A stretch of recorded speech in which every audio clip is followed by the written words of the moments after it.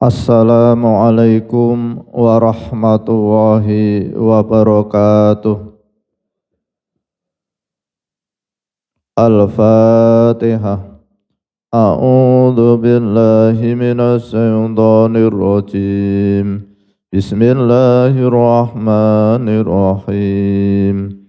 Alhamdulillahi rabbil alamin. Ar-Rahmanir Rahim. Maliki yaumiddin. Iyyaka na'budu wa iyyaka nasta'in. Ihdinas siratal mustaqim. Siratal ladzina an'amta 'alaihim ghairil maghdubi 'alaihim waladdallin. Amin. Bismillahirrahmanirrahim. Bapak Ibu jamaah sholat subuh Masjid Al-Hikmah Arya Mukti Pedurungan Lor, Pedurungan Kota Semarang, Jawa Tengah. Alhamdulillahirabbil alamin. Pagi hari ini kita tetap istiqomah mengkaji kitab karya Mahaguru Ulama Nusantara Simbah Kyai Haji Soleh Darat As-Samaroni. Semoga bermanfaat fid dini wad dunya wal akhirah. Amin Allahumma amin. Bapak Ibu yang saya hormati, pagi hari ini kita masih melanjutkan pembahasan macam-macam dosa dan cara bertaubatnya. Bahwa dosa itu ada 3 macam. Yang pertama, dosa karena meninggalkan kewajiban. Yang kedua, dosa karena melanggar larangan Allah. Yang ketiga, dosa yang berhubungan dengan sesama manusia.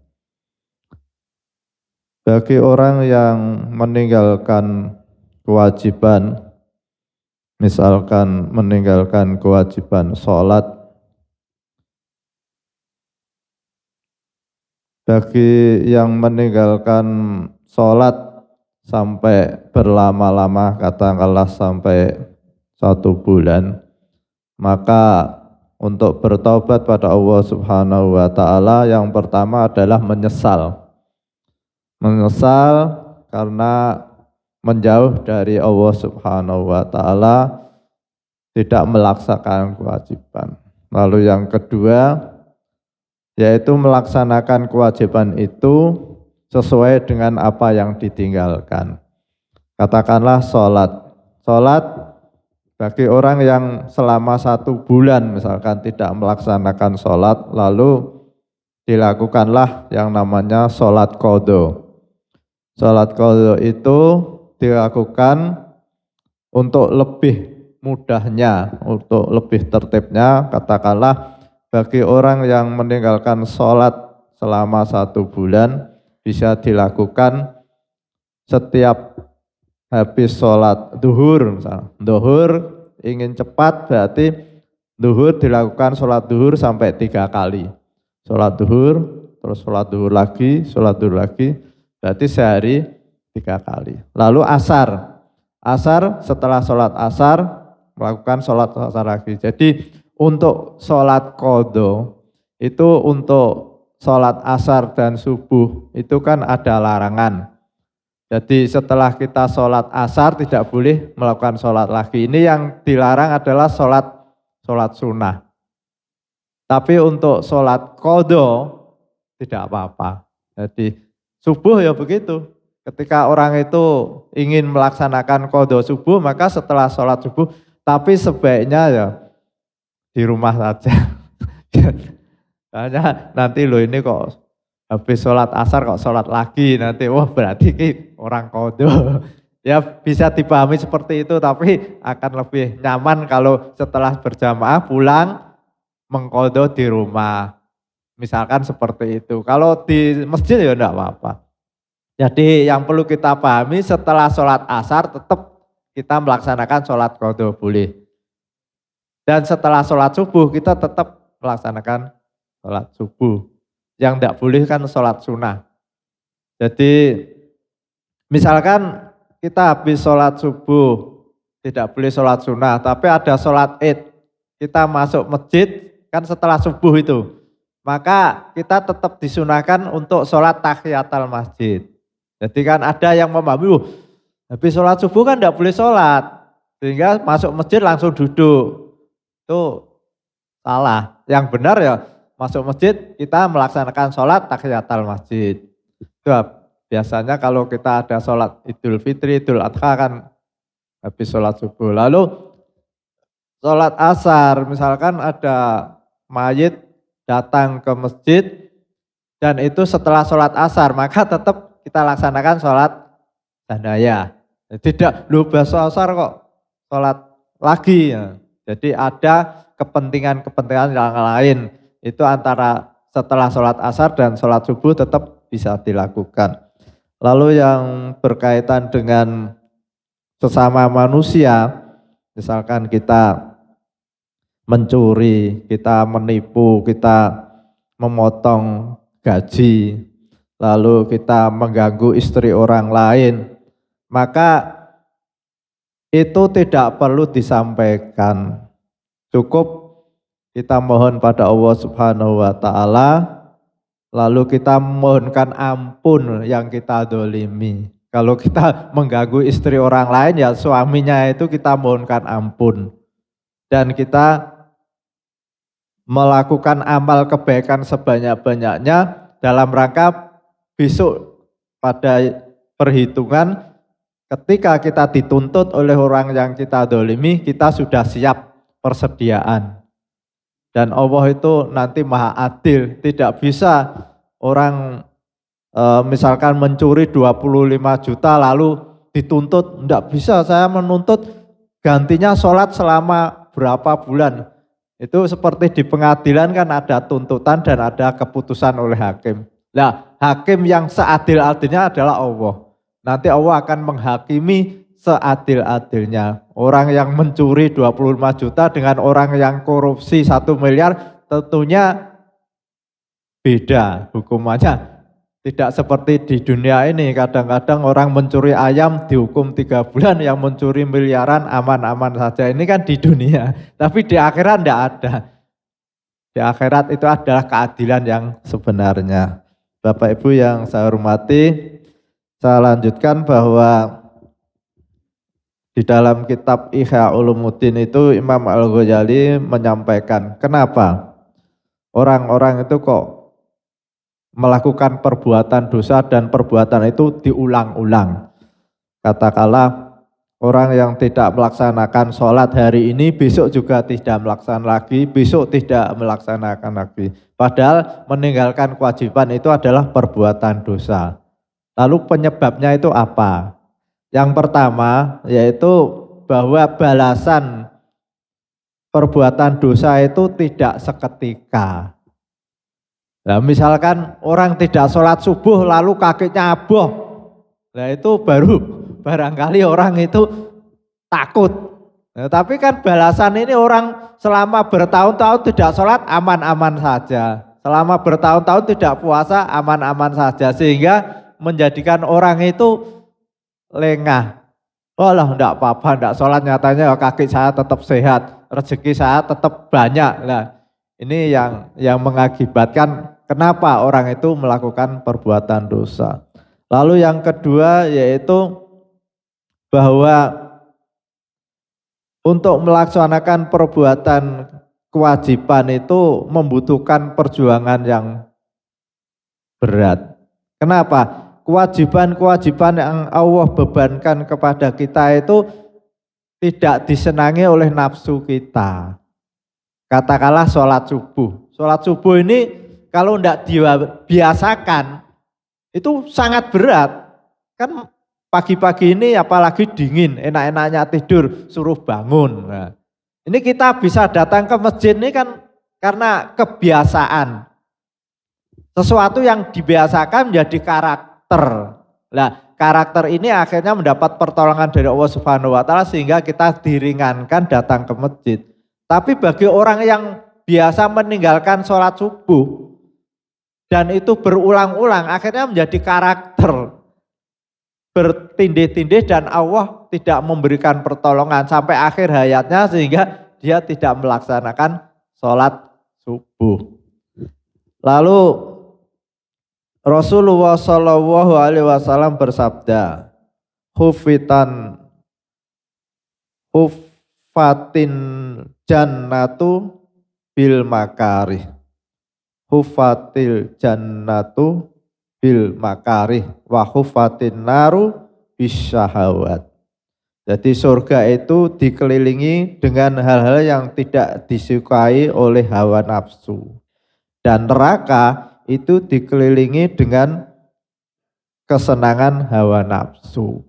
Jadi kebanyakan untuk menuju ke surga itu selalu berhubungan dengan perang terhadap hawa nafsu. Tapi kalau untuk ke neraka itu selalu didukung oleh hawa nafsu. Bangun pagi itu kan berat, nafsu senang. Lalu perbuatan-perbuatan yang dilarang oleh Allah Subhanahu wa taala itu juga menyenangkan hawa nafsu. Korupsi itu kan enak dapat uang. Itu hawa nafsu senang, tapi itu menuju ke neraka. Lalu yang ketiga yaitu orang itu menunda-nunda untuk berbuat kebaikan. Ya masih muda, besok aja. Masih muda, besok aja. Ini juga menyebabkan orang itu, kamu kok enggak melaksanakan sholat? Besok kalau sudah pensiun, menunggu pensiun. Lalu yang keempat yaitu tertipu oleh setan. Dia menganggap bahwa Allah itu maha pengampun. Dibisikan setan, udah enggak apa-apa sekarang masih muda, tidak sholat, tidak puasa, tidak apa-apa. Besok kalau sudah tua bertaubat Allah kan maha pengampun.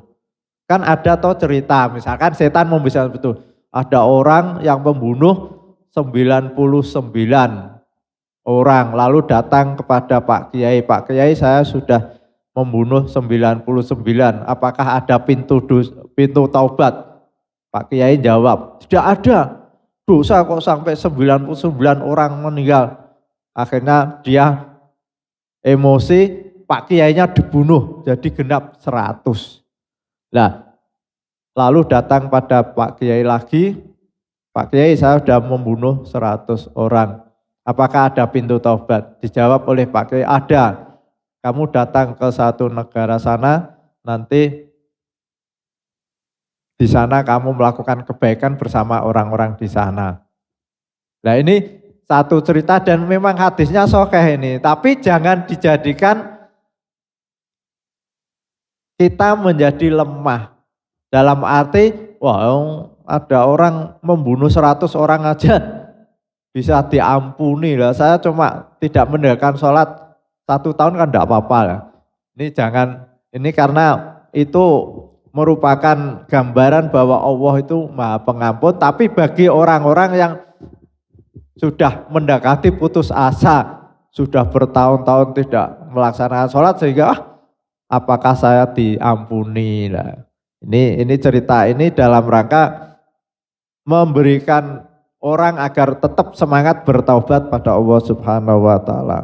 Lalu yang kelima itu adanya keraguan. Keraguan terhadap ajaran agama. Wah bener ora toh? Wong sholat kok engko disiksa, wong korupsi kok disiksa, bener apa ora lah. Ini keraguan di dalam keyakinan beragama. Lalu oleh Imam Al-Ghazali untuk menyembuhkan penyebab ini yang pertama, misalkan ketika seseorang itu menganggap bahwa siksaan yang diberikan pada orang itu adalah besok di akhirat, maka harus dikuatkan keyakinannya bahwa akhirat itu ada dan hidup ini tidak selamanya. Hidup ini akan berakhir dan kita akan menghadapi alam yang lain. Maka dengan keyakinan ini dia tetap bersemangat untuk melaksanakan perbuatan-perbuatan dalam rangka untuk hari esok.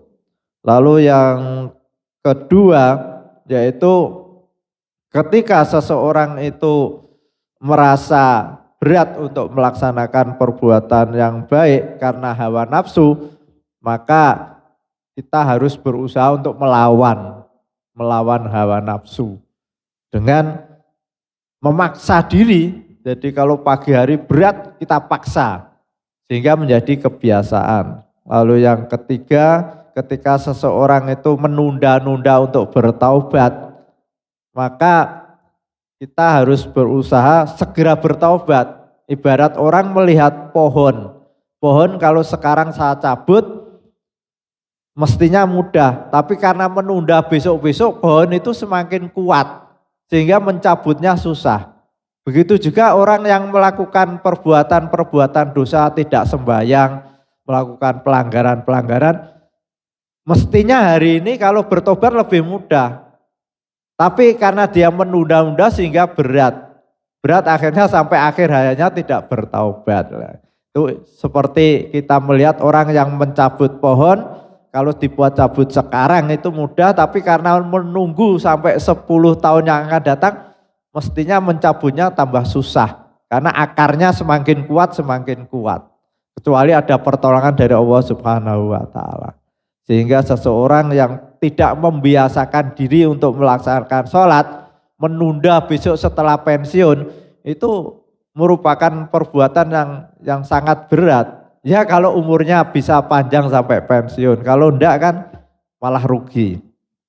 Lalu yang terakhir, bagi orang yang ragu terhadap kehidupan akhirat, maka jalannya adalah menuntut ilmu. Datang kepada majelis taklim yang memberikan kekuatan bahwa akhirat itu ada.